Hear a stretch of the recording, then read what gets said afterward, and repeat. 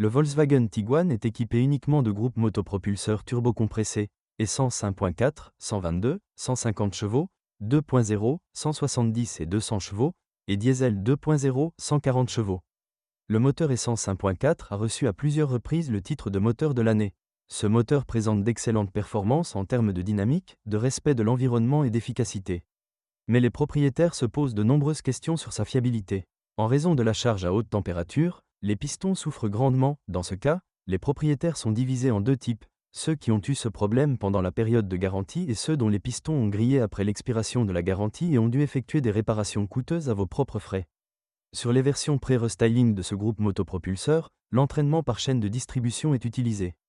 La chaîne métallique et son tendeur ne sont pas réputés pour leur durabilité. La chaîne peut commencer à s'étirer après 40 000 km.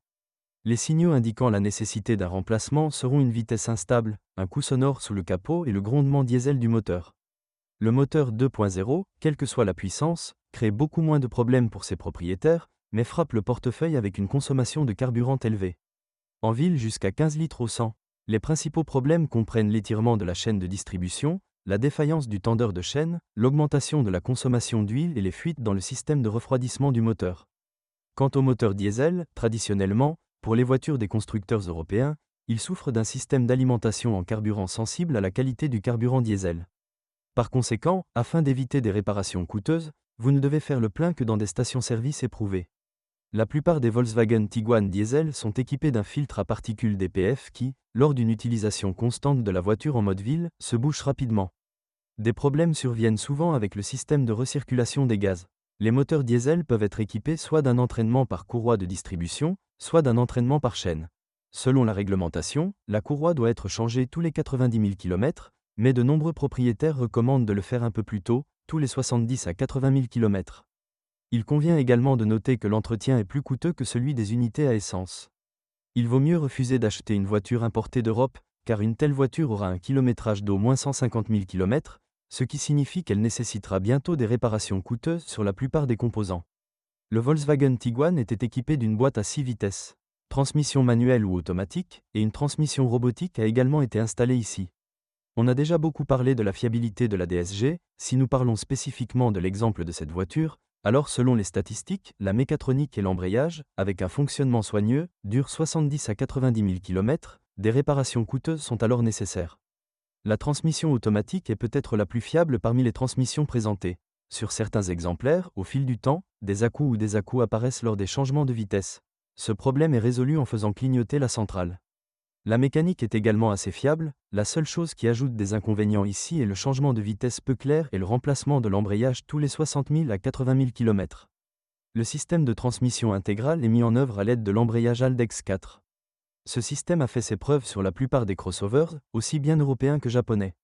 Afin de ne pas se retrouver sans propulsion, l'huile et le filtre de l'embrayage doivent être changés tous les 60 000 km. Le Volkswagen Tiguan est équipé d'une suspension indépendante, avec une jambe de force McPherson à l'avant et une multibras à l'avant.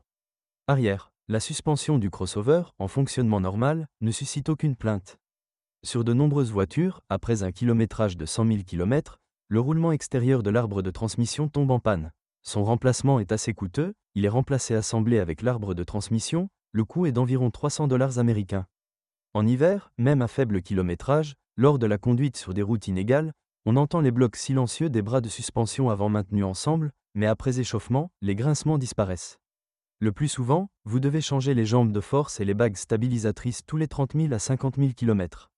Les blocs de vente, supports et roulements de roues durent rarement plus de 70 000 km. Les amortisseurs et les bras de suspension arrière durent en moyenne 100 000 km. Les plaquettes de frein avant durent 30 à 40 000 km, les disques 70 à 80 000 km, les plaquettes arrière 60 000 km, les disques 1 million de km. L'intérieur du Volkswagen Tiguan est composé de matériaux de haute qualité, car tous les éléments sont utilisés. Le plastique est mou, il y a des grillons à l'intérieur, une grande rareté. Toutes les niches et tiroirs, qui sont nombreux dans la cabine, sont recouverts d'un matériau souple. Le niveau de finition le plus cher offre en option une sellerie en cuir de haute qualité. Les créateurs ont également travaillé sur l'isolation phonique, elle est d'un très bon niveau. Les inconvénients incluent un mauvais fonctionnement du poêle à basse température, une défaillance de l'unité de commande du ventilateur et une éventuelle défaillance de la direction assistée due à une erreur logicielle. Si vous êtes propriétaire de ce modèle de voiture, Veuillez décrire les problèmes que vous avez rencontrés lors de l'utilisation de la voiture. Peut-être que votre avis aidera les lecteurs de notre site lors du choix d'une voiture.